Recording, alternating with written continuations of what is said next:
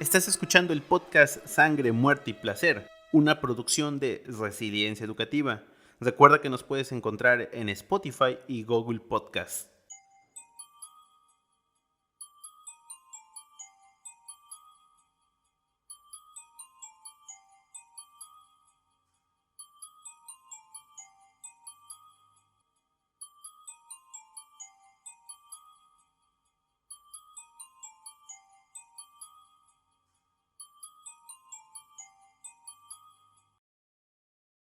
Un destello, un zarpazo, unos ojos furiosos, miedo, sorpresa, sangre.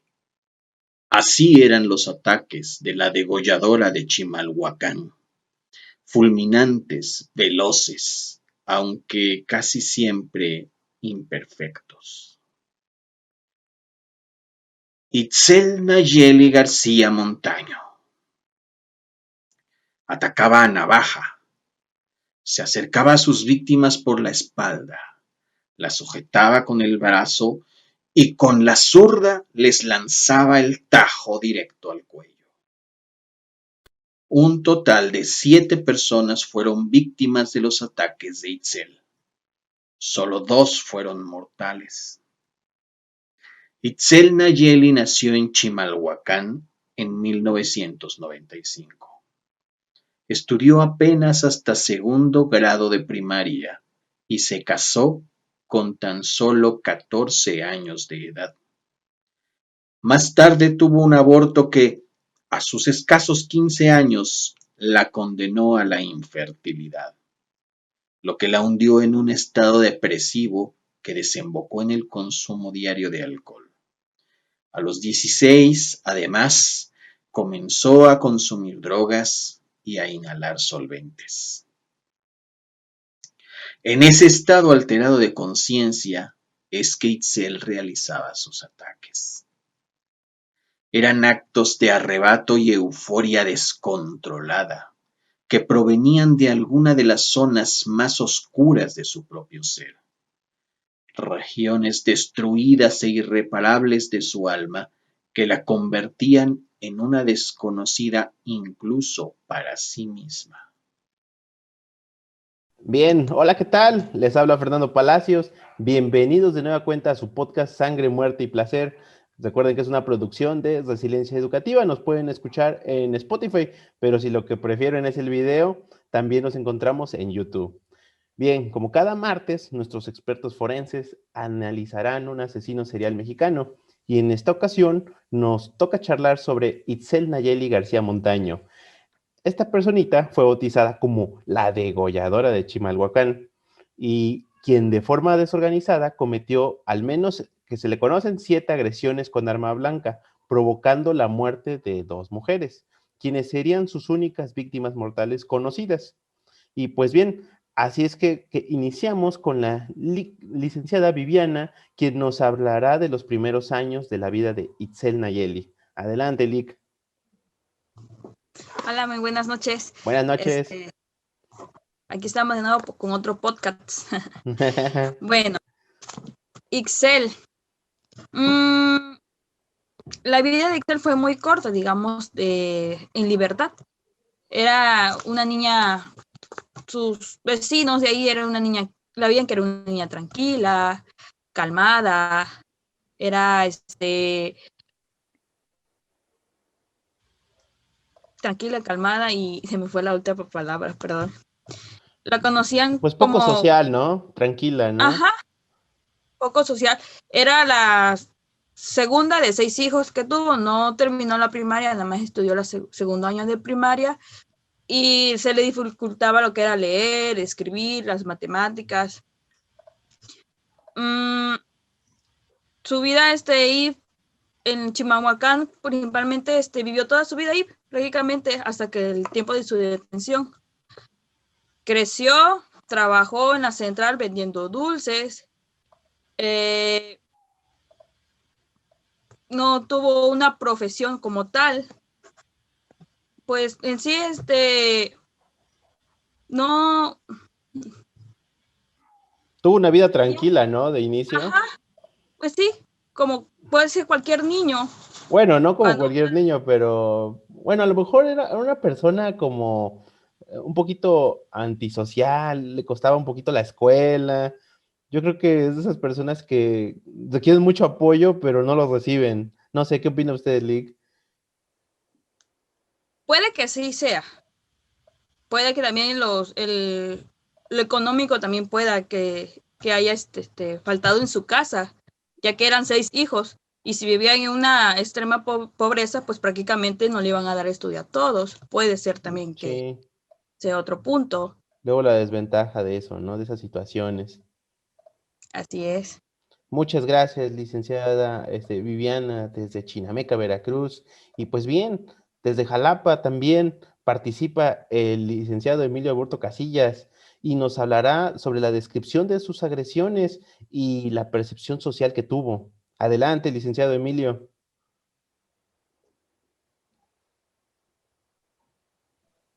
Hola, ¿qué tal, Fernando? Sí, efectivamente, la, la degolladora de Chimalhuacán era descrita además como una mujer muy ágil. Todas sus víctimas decían que actuaba con mucha rapidez, con mucha velocidad, con mucha presteza, ¿no? Incluso alguna de sus víctimas la llegó a describir con una especie de ninja. ¿De qué nos habla eso? Bueno, nos habla de que había ciertamente, además de juventud, probablemente una carga interesante de ira en lo que estaba haciendo. La percepción social que tenían de la degolladora, desde el nombre con el que la bautizó la prensa, tenía que ver con la violencia que lleva implícito un ataque tan cercano. Ojo con eso. Era un ataque rápido, eh, fulminante, pero muy violento. Atacar el cuello, ¿sí? Atacar la base, ojo con esto, la base, la conexión con el pensamiento, además, tenía una serie de implicaciones peculiares. Era para la sociedad una agresión sumamente violenta, pensar en la posibilidad de la degollación o incluso de lo que implicaría la posibilidad de la decapitación, ¿sí? En esa medida, la degolladora fue percibida como una mujer muy agresiva.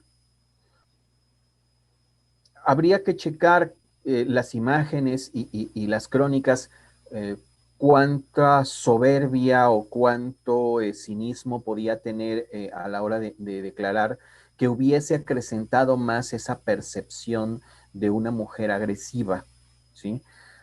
Porque, bueno, nuestros expertos nos tendrán que decir a qué se debía esa carga de agresividad, esa carga de violencia que seguramente tenía que ver en mucho con lo que nos acaban de comentar respecto de su que fue tan fugaz y tan dura desde el principio, ¿no?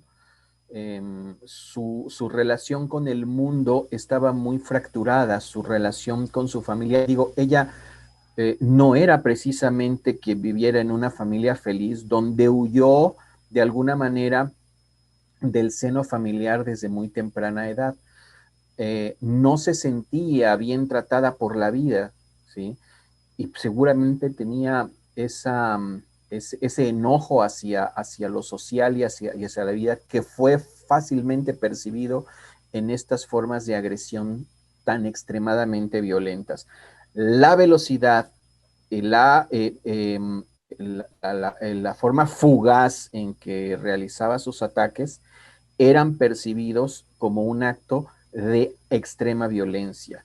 Y finalmente hubo otro elemento que por ser probablemente tabú, no se podría no tocarse en las crónicas. La degolladora fue percibida además como un elemento desecho social, ¿sí? Venía de un estrato social muy bajo, venía de una condición social muy baja, de una condición familiar no estable, y venía además de ser desechada por distintos aspectos de su de su pretendida inserción social, ¿sí? Su propia pareja habló de que intentó matarlo a él o de que intentó agredirlo a él por discusiones, ¿no? Intentó agredir a quien le daba los, ¿cómo se llaman? Los espacios de venta, ¿sí?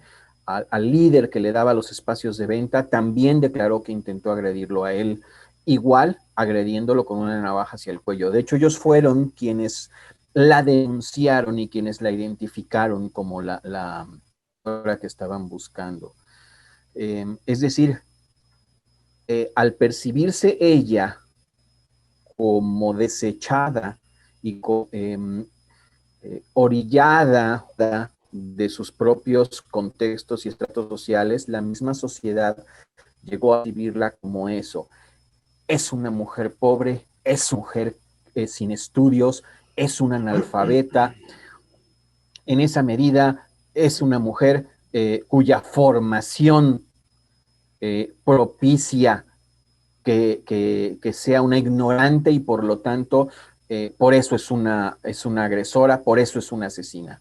Ese es un elemento que ni los, digamos que ni las crónicas periodísticas, ni la mayoría de los medios informativos o de los medios de donde podemos obtener información nos lo van a decir. Ella era percibida como un desecho social y en esa medida todo el mundo esperaba que fuera condenada. Ok, muchas gracias por esa observación, licenciado Emilio.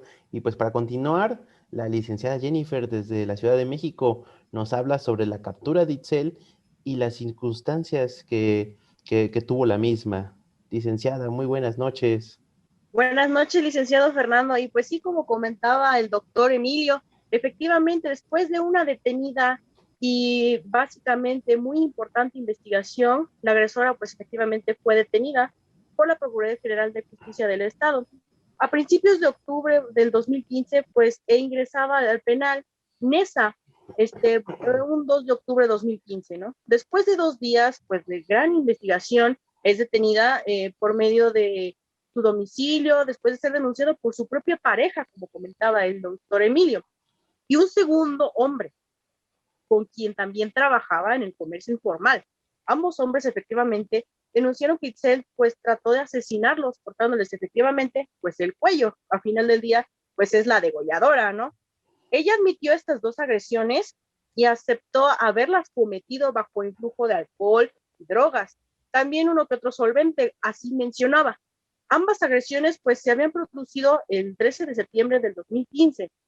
Esta agresión de su pareja pues dio un contexto. Entonces este contexto yo quisiera plantearlo de una forma de contra el hombre.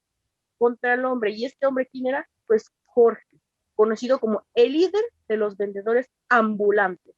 Este se produjo cuando este le exigió dinero, ¿sí? Entonces, para que pudiera vender sus propios dulces. En un principio, pues la policía efectivamente había negado que Itzel tuviera alguna relación con los crímenes, pero para este entonces pasaron cierto tiempo de determinaciones de la investigación y se señala efectivamente como la presunta responsable de los asesinatos en serie.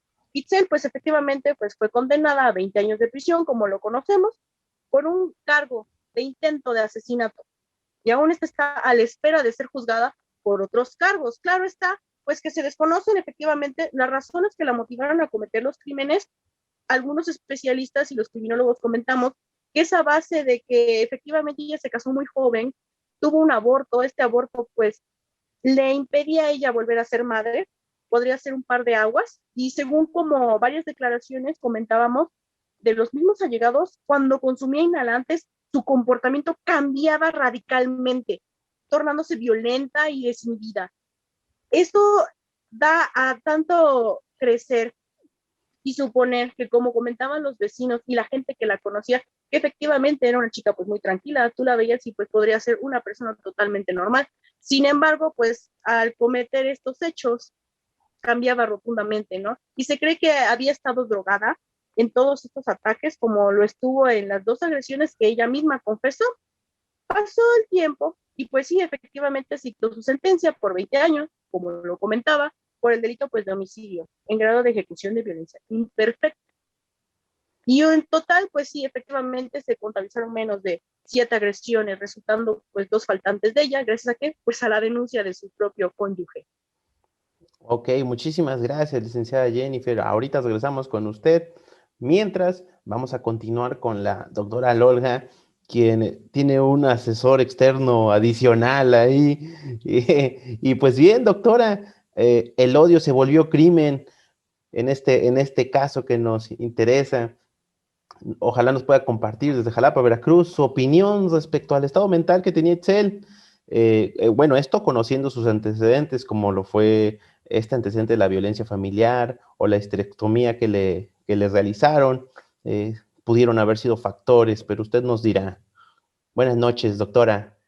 Hola, hola, ¿qué tal? Muy buenas noches, Fer. Muy buenas noches, compañeros, y a todo el público presente en esta noche fría. Un gran saludo desde Jalapa. Bueno, pues considerando los datos que tenemos, que por desgracia, pues son únicamente a través de los medios de comunicación y que siempre, bueno, van a faltar datos referidos por la misma, en este caso, víctima y victimaria, porque tenemos que ver lo que Itzel también fue una víctima de la sociedad y de su entorno social, pues hay muchas cosas muy interesantes que comentar al respecto. Bueno, ya comentamos que desde los 14 años ella empieza a tener, digamos, una vida más activa, se casa, pierde a su único embarazo, a su único hijo, y de ahí se ven prácticamente obligados a retirar parte de su matriz.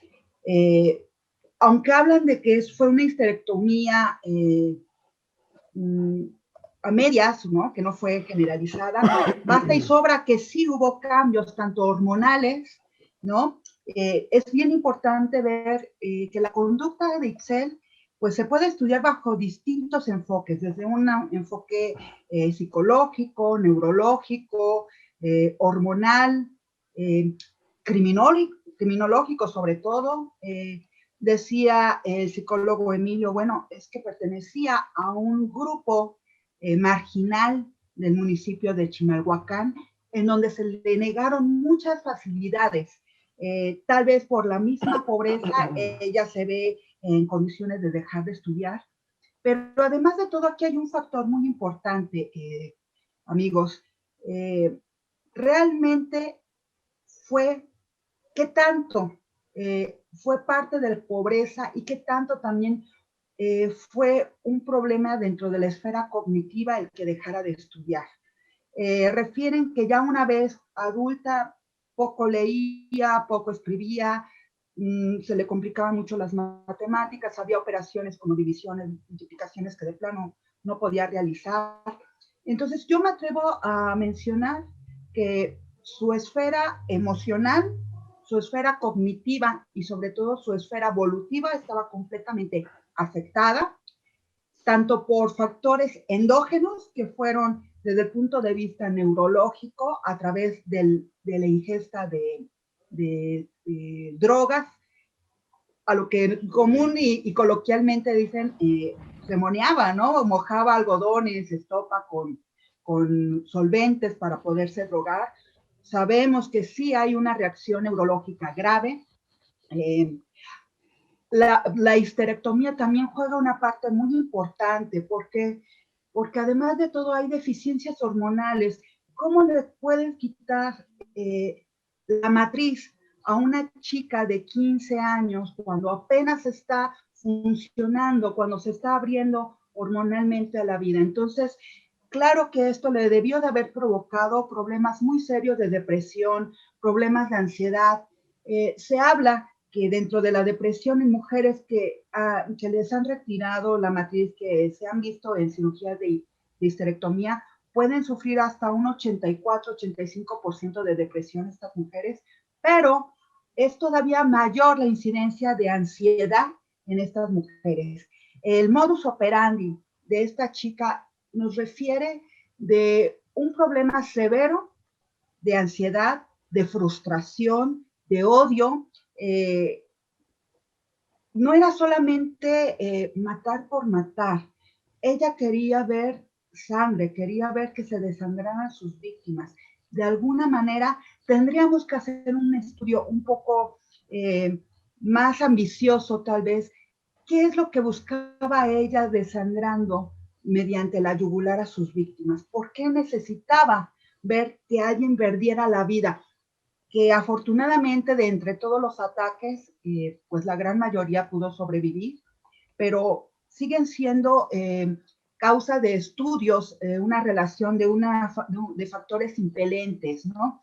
Desgraciadamente, la falta de recursos, la pobreza, la falta de estudios, la relación que tenía con sus padres, la relación que tuvo con sus parejas, la cirugía de histerectomía, las drogas, todos estos factores desgraciadamente jugaron en contra de esta niña, porque una chica a los 20 años, pues todavía es una jovencita que todavía está en un proceso de maduración cerebral. Entonces, bueno, por el momento, Fer, es lo que podría comentar de este caso tan interesante de la degolladora de Chimalhuacán. Muchísimas gracias, doctora Lol. Vamos a hacer una pausa comercial y regresamos para finalizar el podcast. Fotografía forense. La fotografía como disciplina forense forma parte importante del departamento de identificación, teniendo como objetivo principal reforzar de manera gráfica las diferentes áreas que integran el área pericial. Algunas de sus funciones son: elaboración de ficha fotográfica de individuos, ampliación de huellas dactilares, fotografía de cavidad oral, fotografía de señas particulares, seguimientos de exhumaciones, seguimientos de estudios postmortem. Bien, después de esta pequeña pausa, continuamos con su podcast Sangre, Muerte y Placer.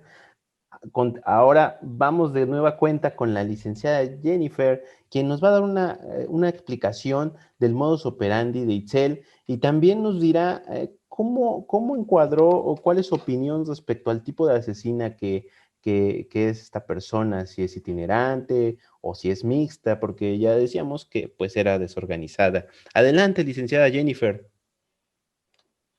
Pues en total se contabilizaron al menos 7 agresiones, resultados fatales 2 de ellas. Fue mediáticamente conocida como la degolladora de Chimalhuacán. Sería una asesina desorganizada, sedentaria y hedonista. Destaca el hecho de que sus ataques fueron cometidos cuerpo a cuerpo, un modus operandi poco común, quisiera yo mencionar, en las asesinas seriales, mujeres, asesino oportunista, es decir, que actuaba por plena oportunidad. A lo que nos interesa, mixta o itinerante, ¿qué tipo de asesina sería?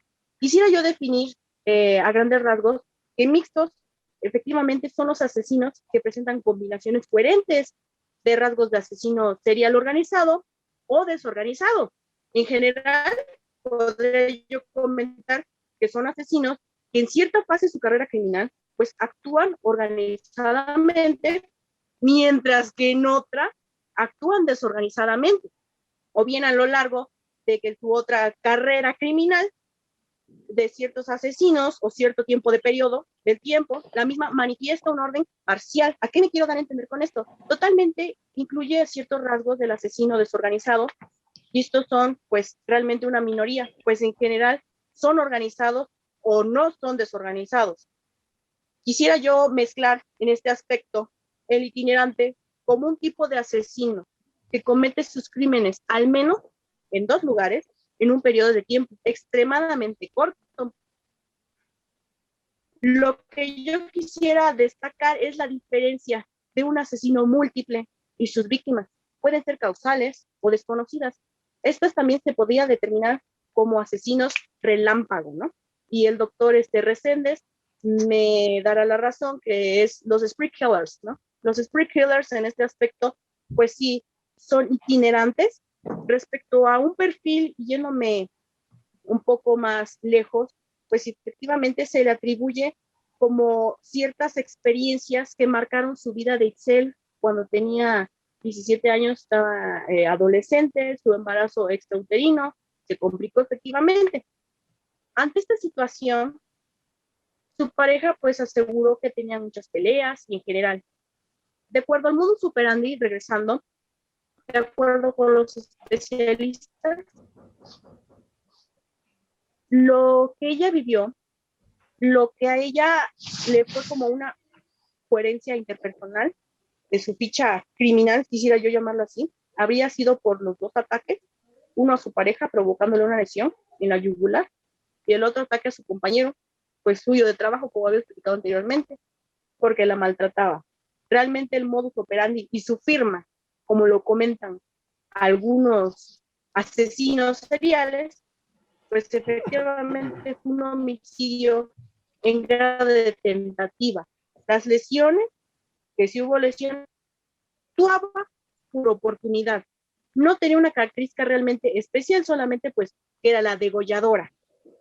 Quisiera yo determinar que Itzel era una asesina mixta, porque era desordenada y ordenada en diferente tiempo, sí, en diferente tiempo de cometer en su carrera criminal los asesinatos, o en este caso también asimismo, las lesiones. Ok, muchísimas gracias, licenciada Jennifer, por su precisa participación. Continuamos ahora, igual desde Chinameca, con la licenciada Viviana Arreola, quien nos va a platicar un poquito del final de esta historia, sobre también la descripción de la sentencia que recibió Itzel. Adelante, licenciada Viviana. Hola de nuevo. Bueno,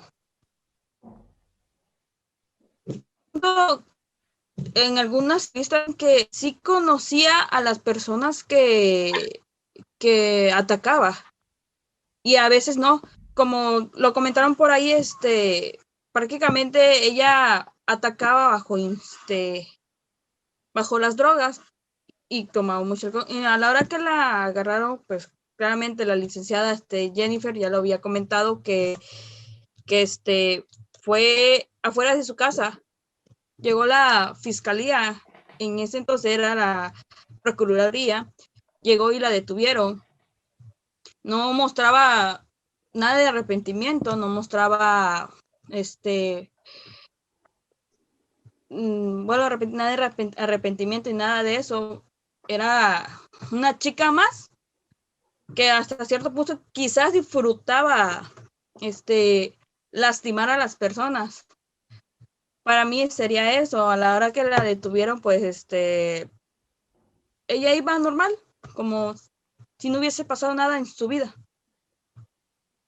Bien, muchísimas gracias, licenciada Viviana. Y pues ahora continuamos con el doctor Carlos, quien nos va a dar su opinión concluyente sobre las razones que él estima que llevaron a Itzel a cometer sus crímenes. Adelante, mi estimado doctor Carlos. Buenas noches, buenos Buenas días. noches. Buenas noches. Pues hablando sobre este tema, bueno, como siempre lo digo, ¿no? Mi punto de analizar y de ver, pues hay muchas contradicciones en diferentes autores sobre perfiles criminales, psicológicos y victimológicos, sobre asesinos en series, asesinos ordenados, desordenados, asesinos frenéticos, etcétera, etcétera, etcétera. Lo que yo considero a mi punto de ver, a mi punto de análisis es que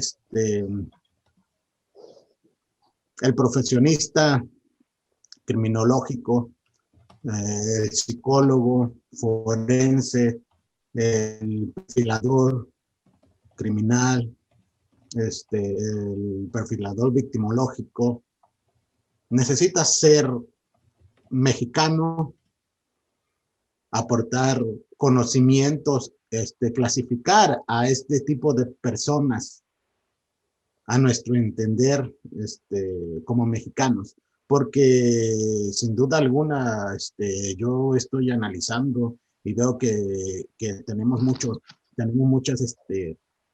digamos que tenemos muchos cruces de información entre España, Argentina, Estados Unidos y otros países en donde están clasificadas estas personas, ¿no? Incluso estaba comentando que escuché hablar a el que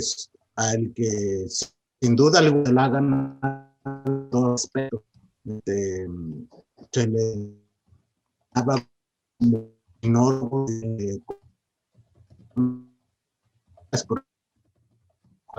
como el perfilador criminológico de Estados Unidos, en lo que una persona le preguntaban que si con la criminología se podría detener algún crimen, se podría parar a un criminal de efectuar un asesinato, a lo que esta persona respondió puntualmente: no, la criminología solamente es, aquí lo tengo apuntado, la criminología solamente es para prevenir los delitos. A lo que se me hizo, se me rebobinó la mente, pensando en tiempo atrás, aunado a algunos temas y algunos conceptos de lo que significa la policía municipal. En los municipios en México, estuve analizando, y en el artículo 1 dice, Reglamento de Policía y Buen Gobierno del municipio de Minatitlán, Veracruz. Estoy hablando de Minatitlán, Veracruz. Dice en el artículo 1, dice, la disposición, etcétera, etcétera, etcétera. Y dice en el inciso 1, prevenir y mantener la tranquilidad y el orden para proteger los intereses de la sociedad general. A lo que voy, significa lo mismo. Entonces, desde el punto de vista del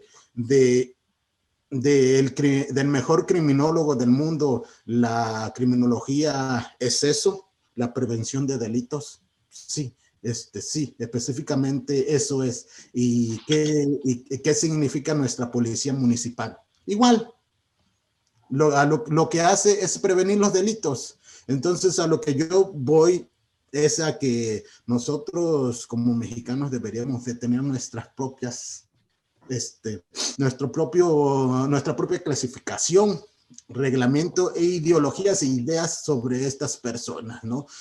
Aunado a lo que decía Lig Emilio, la Lig Yacotú, la Lig Viviana y la doctora Lol.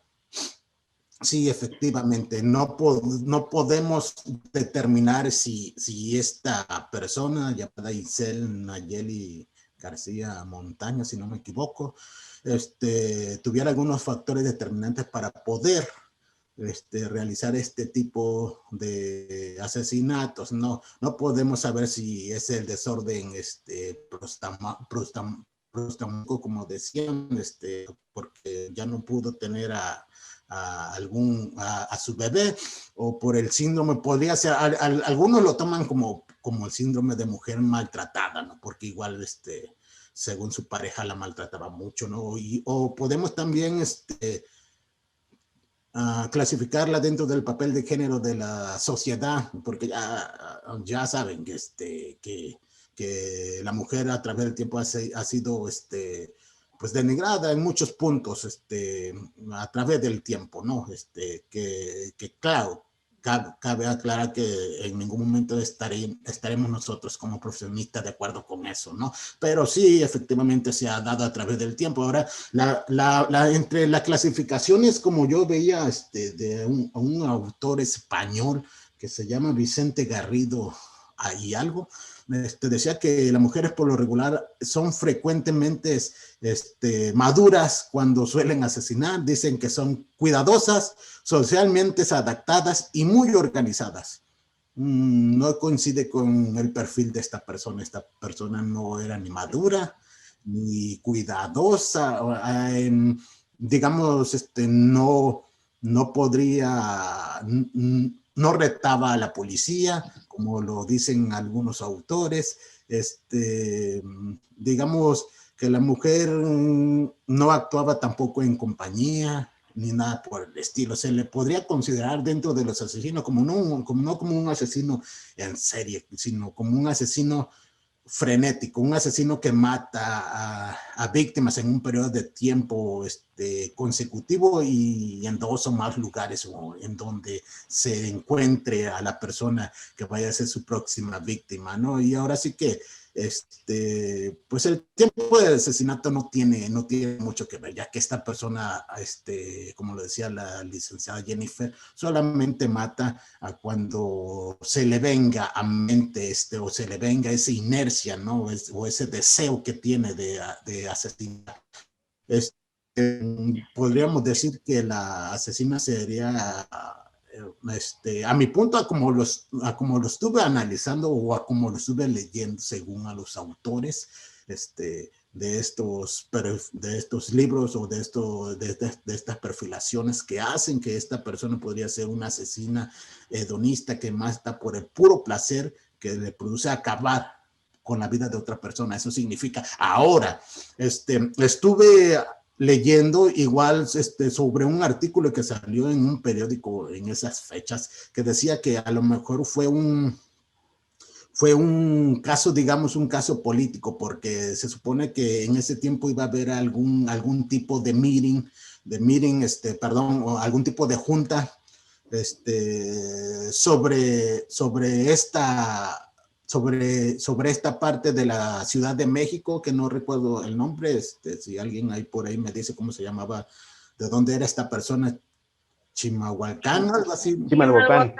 Ok, que según ahí iban a tener un meeting y pues estas personas trataban de desprestigiar con esta asesina el lugar en donde supuestamente era uno de los principales lugares para poder vivir en el Estado de México. Entonces también por ahí se llega a una línea de investigación en donde la gente, supuestamente los políticos estaban diciendo que querían hundir un poco el lugar en donde vivían estas personas y en donde estaban clasificado como uno de los mejores lugares para poder vivir, ¿no? A esta persona, cuando mataba por el placer ahora sí, de hacerlo, o ahora sí que hay algunos autores que pues también, bueno, perdón, no hay autores, es cosa.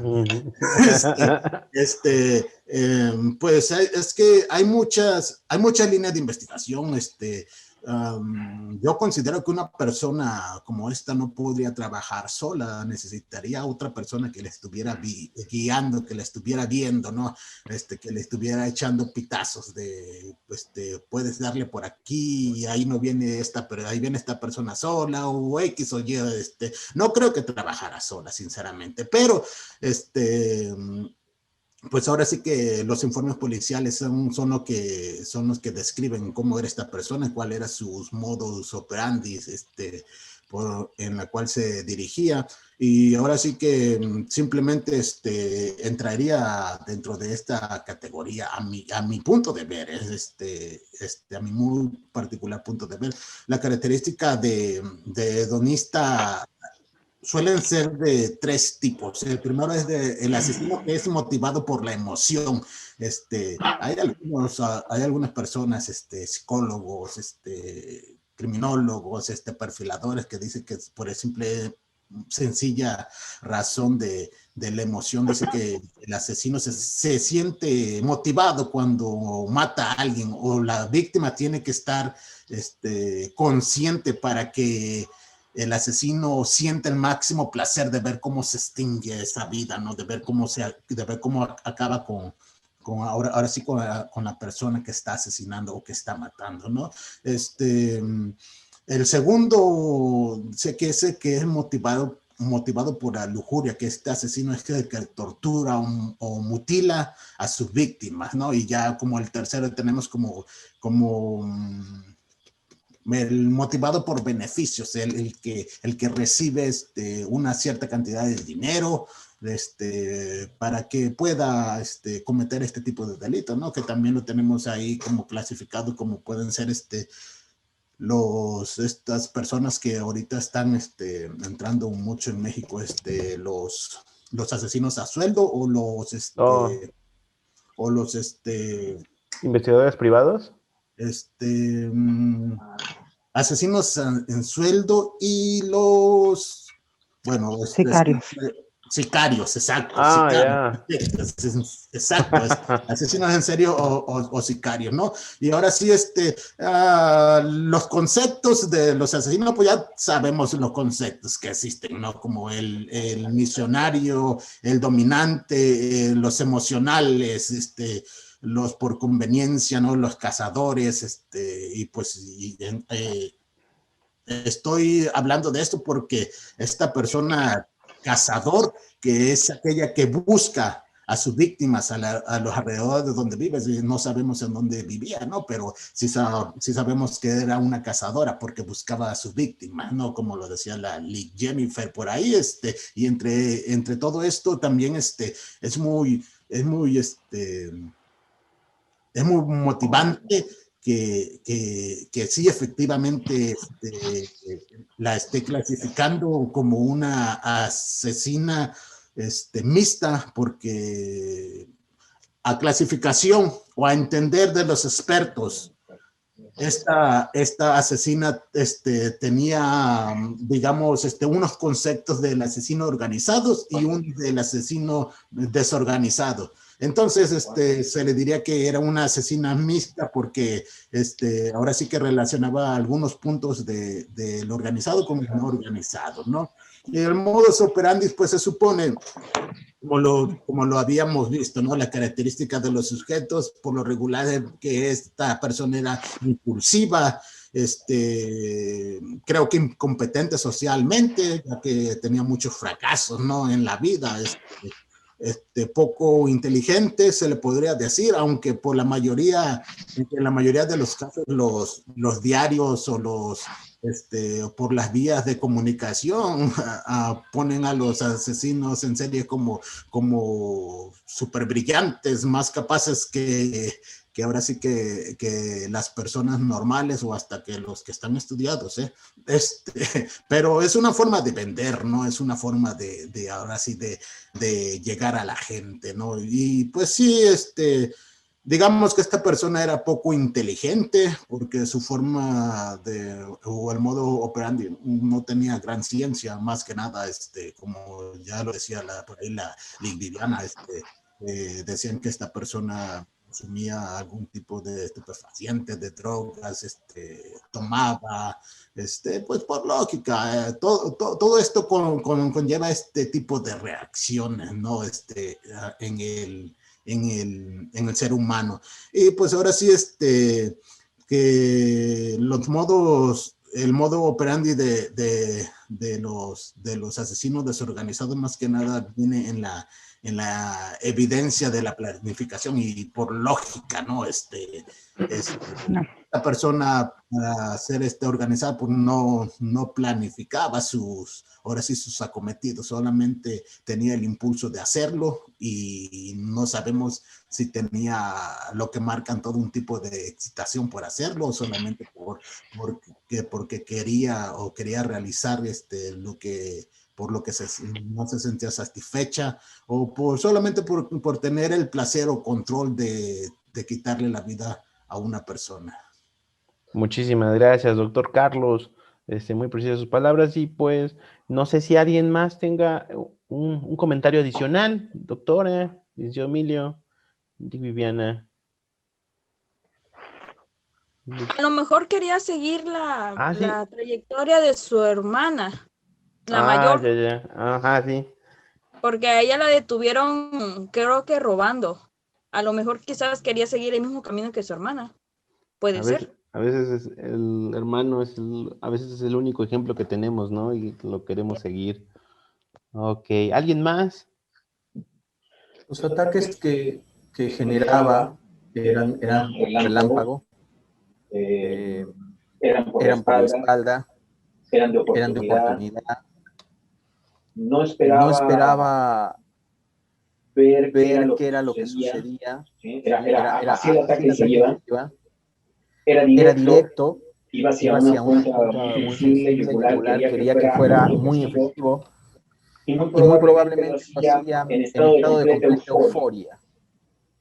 Realmente es muy difícil pensar en clasificar a una persona que está en estado tan eufórico y que realiza una acción de manera tan contundente, tan fulminante, ¿no? Y así de contundente, de fulminante, de fugaz, como fue su vida. Tenía 20 años cuando la arrestan y se le habían acabado ya todas las oportunidades en ese momento. Muchísimas gracias, Lic Viviana, licenciado Emilio. Lic Jennifer, ¿algo más que agregar? Pues sí, efectivamente, como comentábamos, un criminal muy desordenado, porque cometía el acto y terminaba en lesión y lesión. Luego no era asesinato, nada más pues fueron 2 asesinatos, sino puras lesiones. Entonces, eso habla mucho de la determinante de la misma. Eso habla mucho de su determinación, reitero, de la forma y la causa de que ella quería asesinar a alguien. Efectivamente, no era una persona inteligente, no tenía, a lo mejor sí tenía un impulso, efectivamente, pero carecía de la perfección esa que caracteriza mucho a los asesinos seriales. Es por eso que, reitero, la clasifiqué como una asesina mixta. Perfecto, licenciada Jennifer. Pues bien, creo que con esto finalizamos el video podcast de hoy. Agradecemos mucho a las personas que ya nos siguen en redes. También muchísimas gracias por seguir la página de Resiliencia Educativa, tanto en Facebook como en Twitter, en Instagram. Y pues ya estamos a 2 capítulos de finalizar la primera temporada. Muchísimas gracias, doctora Lorja, licenciada Viviana, Lic Jenny, licenciado Emilio y por supuesto al doctor Carlos. Nos estamos viendo. Hasta la próxima. Muchas gracias.